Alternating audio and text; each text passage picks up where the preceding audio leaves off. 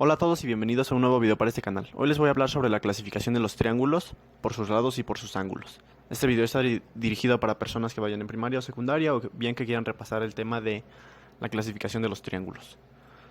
Entonces primero recordemos que un triángulo es una figura de tres lados que ponemos en un plano. Entonces la primera clasificación que les voy a dar es la clasificación de los triángulos por sus lados. Los triángulos pueden ser de tres tipos según sean sus lados. El primer tipo se llama equilátero. Equilátero, como su nombre lo indica, quiere decir que todos sus lados son iguales. Este lado mide lo mismo que este lado, mide lo mismo que este lado. En particular, los triángulos equiláteros tienen algunas propiedades muy interesantes, como por ejemplo tienen tres ejes de simetría. ¿Qué quiere decir esto? Que podemos partir a la mitad y esta parte es exactamente igual a esta, es un reflejo. También podemos partir aquí a la mitad y pasa lo mismo con esta parte y esta. Y también podemos partir a la mitad por aquí y pasaría lo mismo con esta parte y esta. Bien, la siguiente clasificación de los triángulos es cuando no tienen sus tres lados iguales, pero sí tienen dos de sus lados iguales. En ese caso el triángulo se va a llamar triángulo isósceles.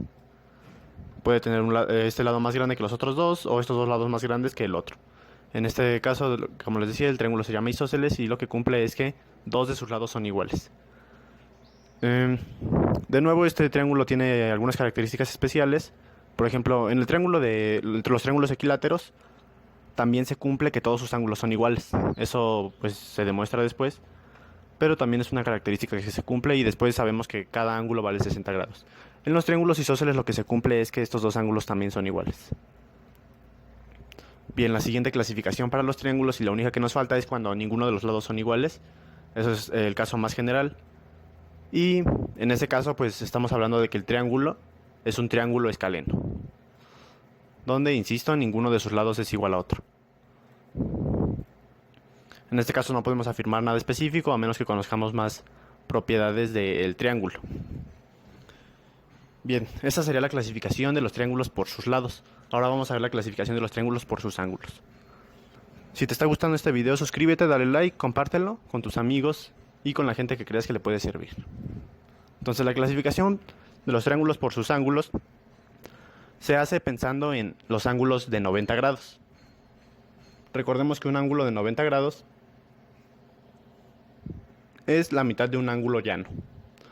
Es decir, si tenemos una recta, el ángulo llano, recordemos que es la abertura entre dos líneas. En este caso vamos a pensar que la abertura sería toda esta completa. Y hablamos de que este ángulo es de 180 grados o que es un ángulo llano. Cuando hablamos de un ángulo de 90 grados es cuando tenemos una recta que parte en dos partes iguales este ángulo. Aquí tenemos un ángulo de 90 grados y aquí tenemos un ángulo de 90 grados. Bien. Entonces, cuando un triángulo tiene un ángulo de 90 grados, vamos a decir que el triángulo es rectángulo. La razón de este nombre es que, como pueden ver, se puede completar un rectangulito de este mismo triángulo porque pues tiene un ángulo de 90 grados. Ahora, ¿qué otra clasificación hay para sus ángulos?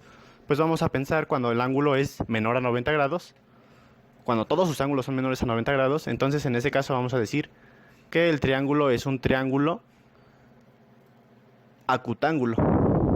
De nuevo, en este caso, todos los ángulos son menores a 90 grados. Y el último caso es cuando hay un ángulo que es mayor a 90 grados. Cuando hay un ángulo que es mayor a 90 grados, vamos a decir que el triángulo que se forma es obtuso. O sea, tiene un ángulo obtuso o es obtusángulo. Como recordamos, cuando un ángulo es menor a 90 grados se le llama ángulo agudo y cuando es mayor a 90 grados se le llama ángulo obtuso. De ahí los nombres de acutángulo y obtusángulo. Bien, eso sería todo por este video, espero les haya gustado. Dejen su like y nos vemos en el siguiente.